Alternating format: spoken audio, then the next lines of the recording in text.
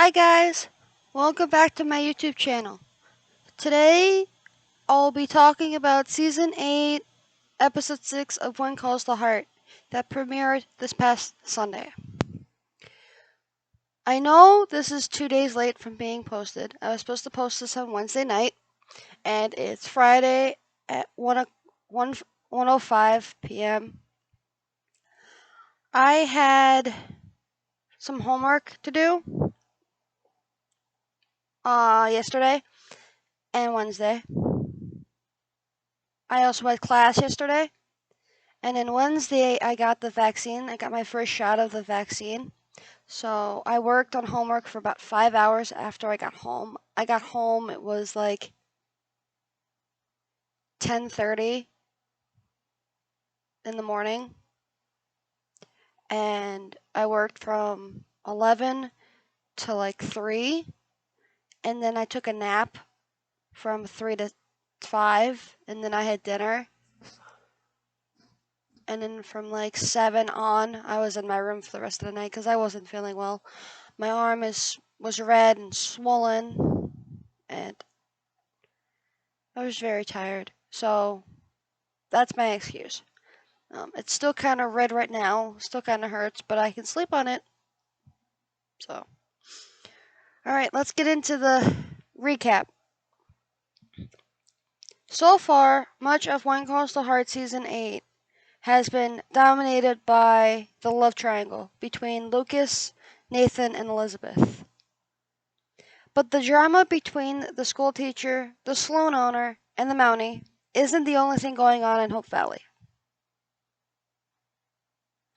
While we spent time with that core trio in the March 28th installment of the Hallmark Channel drama, there is also a big revelation about a long-time character and a huge cliffhanger moment involving a beloved Hope Valley resident at the end of the episode.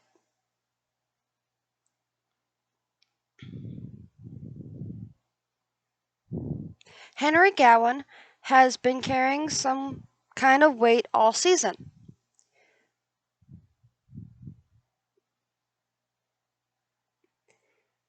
In this past episode, a certain character or person comes into Hope Valley to shed some light on what's going, or to shed some light on what's going with the ambitious character who is Christopher Hughes. And that's how you say his name. He arrives in town, and fans who guessed that this episode's mysteriously visitor was Gowan's son was correct. So Henry Gowan has a son, and he comes to Hope Valley to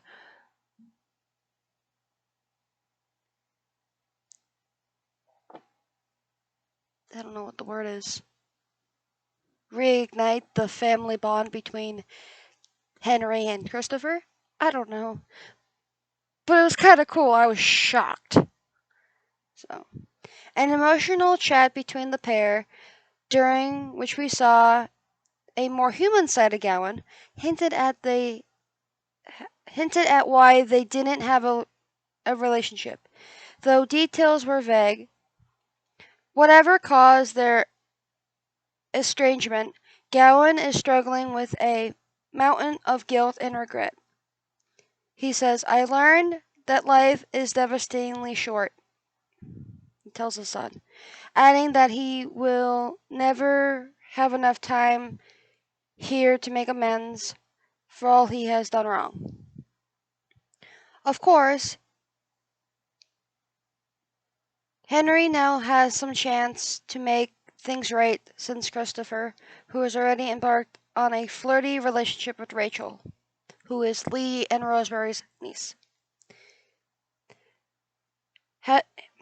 Christopher has decided to stay in town. Yeah.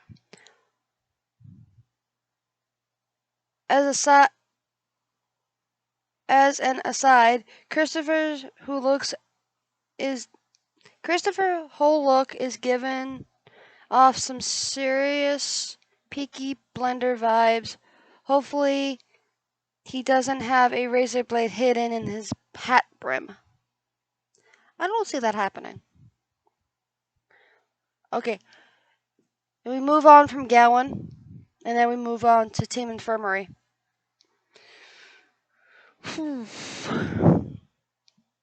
A romance might be blooming between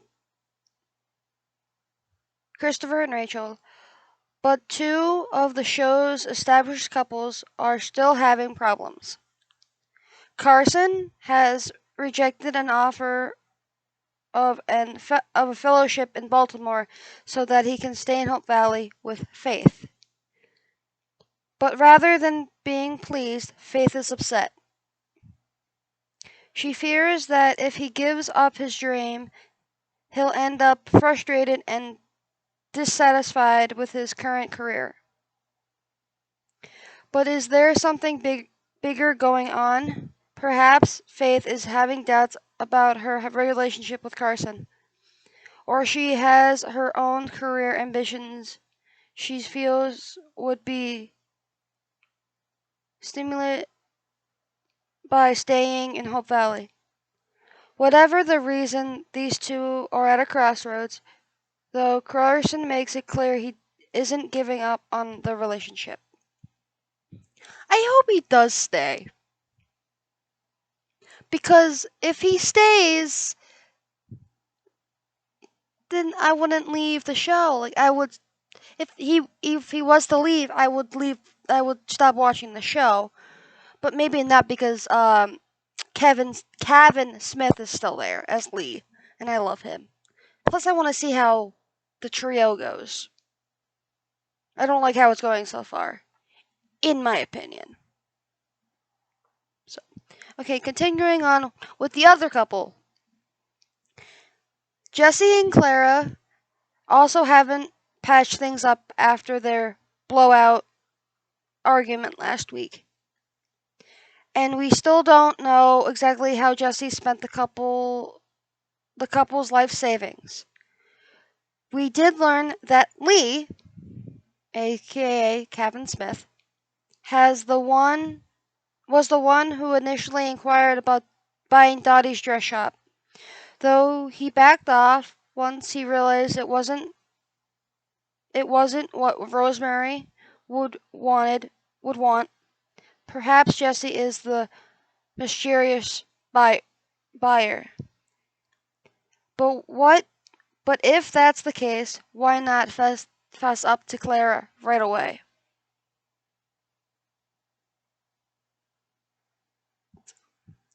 And then it goes into the Canfields. The Canfields are settling in.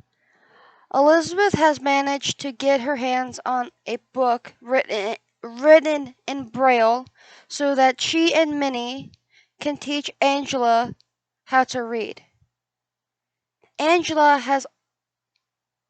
also has a bit of a scare after she falls off the swing, but happily the injury isn't severe or serious. Minnie expresses her fear for her daughter's safety to her husband Joseph, who tells her to trust God.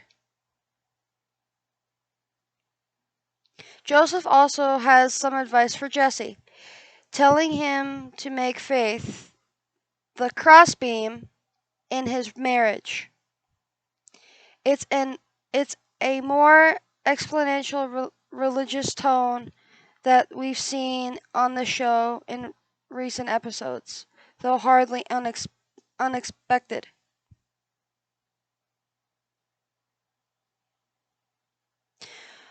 And then it goes into Nathan decides to fight for Elizabeth. Or Nathan decides to fight to Elizabeth.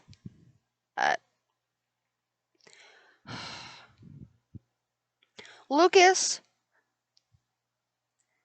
continues to court Elizabeth, following up last week's romantic candlelit dinner with a romantic lakeside picnic. Unfortunately, a thunderstorm spoils the afternoon, forcing the pair to take refuge in Lucas's car. He leans in for a kiss, but Elizabeth pulls away, telling him she isn't ready. He takes it like a gentleman, knowing that moving on after Jack's death isn't easy for her. But Elizabeth's hesitation was about taking things to the next level with Lucas about something more than just nerves. Lucas about something more. Or I already read that. Never mind.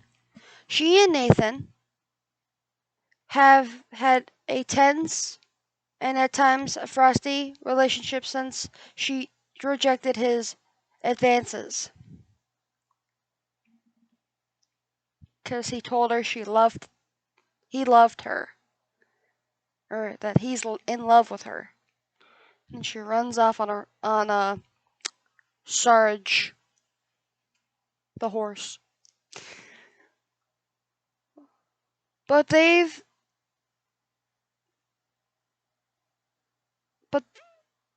okay. But they're a touch more at ease with each other in this episode. Is Elizabeth reconsidering her decision? Nathan's feeling for her hasn't changed, as we learned. And then we see this in this episode.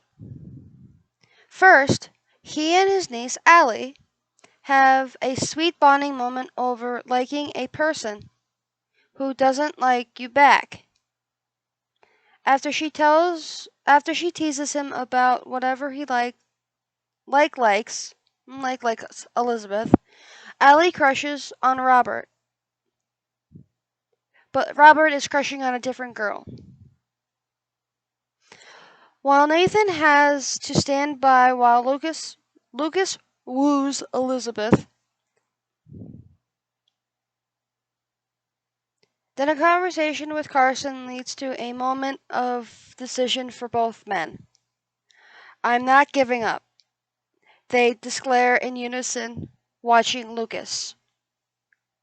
Well, in that scene, Nathan is watching Lucas with Elizabeth, and Carson is looking at Faith, who's talking to Molly at the infirmary. So, and then we get to the cliffhanger. A beloved character in jeopardy. Well, we'll get into that in a second. Sadly for the Molly Bill shippers out there, wasn't much progress on that front in this episode. But happily, Molly has recovered since last week's hair disaster when Clara burnt off a chunk of her hair, or her luscious red locks. Hooray for hair extensions! Because Molly receives a package of hair for her to hide what Clara did. So, meanwhile, Florence isn't hanging back when it comes to declaring her feelings for Ned. She buys him a beekeeper outfit as an early birthday gift, which delights and surprises him in a genuine, adorable moment. As for him, Ned finally installed a bell on the store's door, so maybe they'll eventually get to steal a kiss. That is assuming Ned recovers from whatever happened at the end of the episode. After proudly stepping out of the Mercantile's front porch to show off his new beekeeper suit, he collapses. Well, he falls on the stairs. So, and then is just laying there. The episode ends before we find out what happened. Fingers crossed this is just the show's writing toying with viewers and that Ned makes a swift recovery. The next episode of The Wind Calls the Heart airs Sunday, April 4th at 9 p.m. Eastern Central Time on the Hallmark Channel. Yeah, I don't really like cliffhangers. A lot of my shows do that, especially this one. I don't really care for that. I want to know what happens. But at least we're not having just a 10 episode season. We're having a 12 episode season. And this is only episode 6. So, I want to see what happens with Team Infirmary, Team Mercantile, and the trio. I could care less about Bill and Molly, and then Jesse and Clara. But I'll still watch when their scenes are on. I mean, I just don't care because those are not the reasons why I watch the show. I don't like fighting. Yeah.